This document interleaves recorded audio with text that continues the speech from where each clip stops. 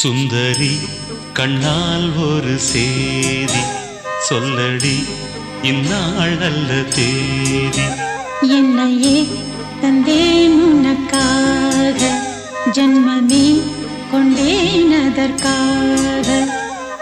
நான் உரை நீங்க மாட்டேன், நீங்கினால் தூங்க மாட்டேன், சேர்ந்ததே நம் ஜீவனே.